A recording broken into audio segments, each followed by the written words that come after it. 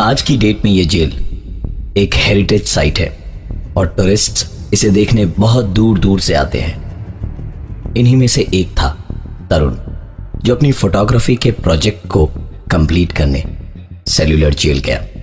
इस जेल में हमारे देश की आज़ादी के दौरान क्या क्या हुआ था हम सोच भी नहीं सकते। तरुण ने वहां जाते के साथ ही एक गाइड को अपने साथ ले लिया ताकि उसे जेल घूमने में कोई दिक्कत ना हो और कोई भी इंफॉर्मेशन वो मिस आउट ना करे। सबसे पहले गाइड ने उसे हैंगिंग रूम दिखाया, जहां कैदियों को फांसी की सजा दी जाती थी। पूरे जेल के कंपैरिजन में यह जगह काफी ठंडी थी। तरुण ने वहां बहुत सारी फोटोग्राफ्स क्लिक करी और उसके बाद वहां से निकल ही रहा था कि पीछे से एक आवाज आई। पीछे पलटा तो उसे हवा में उड़ती हुई जरा सी धूल दिखाई दी। इसके बाद गाइड तरुण को ले गया टॉर्चर रूम, जहां उस जमाने के टॉर्चर को आज के लोगों को समझाने के लिए पुतले रखे हुए थे।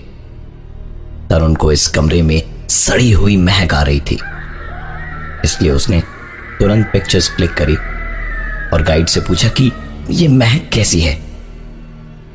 गाइड ने कहा, पता नहीं सर, चलिए इस कमरे से बाहर चलते हैं। जैसे ही उन्होंने कमरे से बाहर कदम रखा, तरुण ने एक आवाज सुनी जो गाइड को सुनाई ही नहीं दी। टॉर्चर रूम के बाद गाइड ने उसे सेल्यूलर जेल का ग्राउंड दिखाया। चिलचिलाती धूप में यह खाली मैदान रेगिस्तान जैसा बेजान लग रहा था और इसी सूखे हुए मैदान से तरुण को एक आवाज सुनाई दी, जो इस बार गाइड ने भी सुनी। यह आवाज ऐसी थी मानो कई लोगों को बेड़ियों में जकड़ कर रखा गया हो और वो मैदान में काम कर रहे हों। इस बार गाइड ने तरुण से कहा, सर, जिन आवाजों को हमेशा के लिए इस जेल ने दबा दिया वो कभी तो खुलकर सामने आएंगी ही ना। तरुण उसकी बात कुछ समझ नहीं पाया। सवाल पूछने के लिए उसने अपना मुंह खोला कि गाइड ने कहा, चलिए आपको कैदियों के कमरे में ले चलता हूं। यह कैदियों का कमरा एक काल कोठरी थी, जहां सिर्फ अंधेरा ही अंधेरा था और रोशनी और सांस लेने के लिए इस काल कोठरी की छत पर एक छोटा सा छेद बना हुआ था। यह कमरा भी फांसी वाले कमरे की तरह ठंडा था और यहां भी सुनाई दे रही थी एक आवाज, जैसे कोई दीवार को खुरच रहा हो। तरुण ने फ्लैश ऑन करके इस कमरे में भी फोटोग्राफ्स खींची और एक आखिरी तस्वीर के रूप में उसने उस गाइड के साथ अपनी एक सेल्फी खींची। होटल आकर तरुण फ्रेश हुआ और डिनर करके उसने कैमरे के SD कार्ड से सारी फोटोग्राफ्स अपने लैपटॉप में ट्रांसफर करी। तरुण के क्लिक किए हुए फोटोग्राफ्स एक अलग ही कहानी बयान कर रहे थे। हैंगिंग रूम में ली हुई तस्वीरों में फांसी का फंदा हर एक फोटो में पिछली फोटो से नीचे था और आखिरी फोटो में फांसी पर चढ़ाने के लिए जिस लिवर का इस्तेमाल होता है वो बाएं से दाईं तरफ था। अगली फोटोग्राफ्स थी टॉर्चर रूम की, जहां हर एक फोटो में टॉर्चर रूम में रखे हुए पुतलों के चेहरों के एक्सप्रेशंस बदल रहे थे। तरुण को अपनी ही क्लिक करी हुई फोटोग्राफ्स पर यकीन नहीं हो रहा था। उसने आगे देखना शुरू किया। अगली तस्वीर थी उस ग्राउंड की, जो उस चिलचिलाती धूप में तो बेजान दिख रही थी, पर तस्वीरों में जमीन पर काफी लोगों की परछाइयां दिख रही थी। इन परछाइयों को देखकर लग रहा था जैसे इनके हाथ और पांव बेड़ियों से बंधे हुए हों। अगली तस्वीरें थी कालकोठरी की, जहां तरुण को दीवार पर किसी के खुरचने की आवाज सुनाई दी थी। और इन्हीं तस्वीरों में था उसके सवाल का जवाब। दीवार पर खुरच कर जो लिखा गया था वो सिर्फ एक शब्द था, पर उसे डराने के लिए बहुत था, क्योंकि दीवार पर उसका नाम लिखा था तरुण।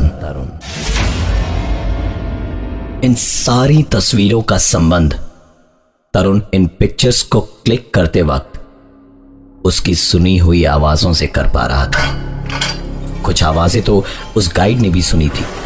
जब यह ख्याल तरुण के दिमाग में आया, उसने तुरंत अपना फोन निकाला और उस गाइड के साथ क्लिक की हुई सेल्फी ढूंढने लगा। तस्वीर को देखते के साथ ही तरुण के दिमाग में गाइड की कही हुई एक बात याद आ गई। सर, जिन आवाजों को हमेशा के लिए इस जेल ने दबा दिया, वो कभी तो खुलकर सामने आएंगी ही ना। तस्वीर में तरुण को अपने साथ कोई गाइड नहीं, उस गाइड की जगह एक पुराना अंग्रेज अफसर दिखाई दे रहा था।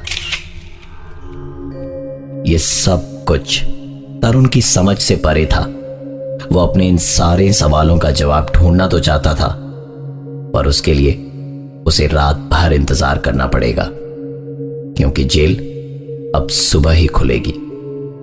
इतना सब कुछ देखने के बाद तरुण की नींद उड़ गई थी, इसलिए उसने नींद की गोली ली और सोने चला गया।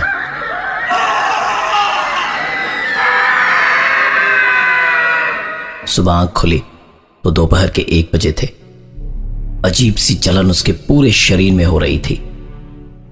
आईने में जाकर देखा तो गर्दन, हाथ और पीठ चारों तरफ रैशेस थे और शरीर में दर्द भी था। इसका मतलब कि कल रात सपने में उसने जो टॉर्चर देखा वो किसी और के साथ नहीं, बल्कि उसी के साथ हकीकत में हुआ था। तरुण के लिए इससे भी ज्यादा जरूरी था अपने साथ हुए हादसों का जवाब ढूंढना। दिन मंगलवार का था और सेलुलर जेल पहुंचते पहुंचते दोपहर के 3 बज चुके थे। जिस गाइड की तलाश उसे थी, वो इस बार उसे कहीं नजर नहीं आया। जेल का हर एक कोना उसने अच्छे से देख रखा था, इसलिए इस बार अकेला ही अंदर चला गया। सबसे पहले उसने रुख किया टॉर्चर रूम का। जो अजीब सी महक इस कमरे में कल थी, वो आज नहीं थी। कमरे में उसके साथ 4-5 लोग और भी थे। तरुण घूर घूर के सारे पुतलों को देख रहा था कि तभी उसे ऐसा लगा मानो दरवाजा बंद हुआ और शुरू हुई कमरे में लोगों के दर्द से चीखने की आवाजें। उसे ऐसा लग रहा था मानो कैदियों को उसके सामने मारा जा रहा हो, उनकी आंखों में शराब डाली जा रही हो उन्हें तड़पाने के लिए।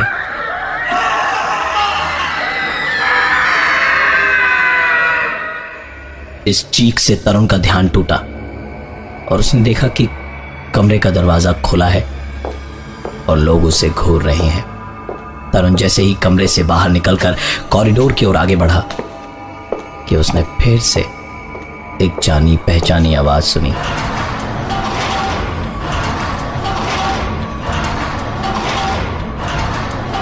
इस आवाज को सुनकर वो पलटा ही था कि उसकी नजर जमीन पर पड़ी एक प्लेट पर गई, जो अपने आप सरक कर कालकोठरी के दरवाजे के नीचे से अंदर की ओर चली गई। तरुण ने तुरंत अपने मोबाइल के टॉर्च को जलाया और दरवाजे के नीचे से अंदर की ओर झांकने लगा। टॉर्च की उस रोशनी में अंदर जहां तक दीवार थी उसे कुछ नजर नहीं आ रहा था। तरुण वहां से अपना चेहरा हटाने ही वाला था कि जेल के अंदर से 2 आंखें उसे ताड़ने लगी और एक आवाज उसके कानों तक पहुंची, बाहर निकालो मुझे। ये देखने के बाद तरुण को अब अपने किसी सवाल का कोई जवाब नहीं चाहिए था। वो वहां से सेल्युलर जेल की एंट्रेंस की तरफ भाग ही रहा था कि उसके भागते हुए कदम एक दरवाजे के ठीक सामने रुके।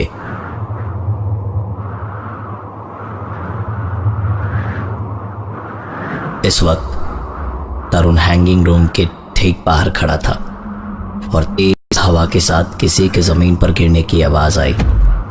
तरुण ने हिम्मत कर उस दरवाजे के अंदर कदम रखा तो अब तक आ रही आवाज गायब हो चुकी थी।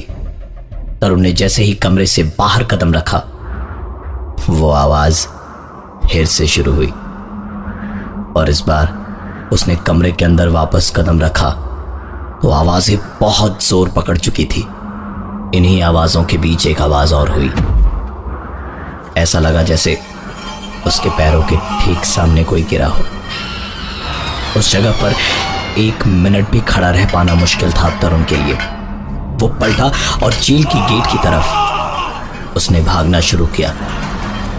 इस बीच सारी आवाजों ने जोर पकड़ लिया था, लेकिन इस बार तरुण रुका नहीं और सीधा जेल के बाहर उसके मेन गेट पर आ गया। तरुण की सांसें फूल रही थी और उसी हालत में उसकी नजर वहां के एक बोर्ड पर गई जिधर लिखा था कि यह जेल विजिटर्स के लिए सोमवार को बंद रहती है। अगर ये सच है तो कल वो इस जेल के अंदर कैसे पहुंचा था? उसने तुरंत अपना लैपटॉप ऑन किया और मंडे की सारी फोटोग्राफ्स चेक करी तो फाइल तो मौजूद थी, पर सारी फाइल्स करप्ट थीं। तरुण के पास अगर कुछ था तो उन सारी हादसों की यादें और उस गाइड की कही हुई एक बात। सर, जिन आवाजों को हमेशा के लिए इस जेल ने दबा दिया वो कभी तो खुलकर सामने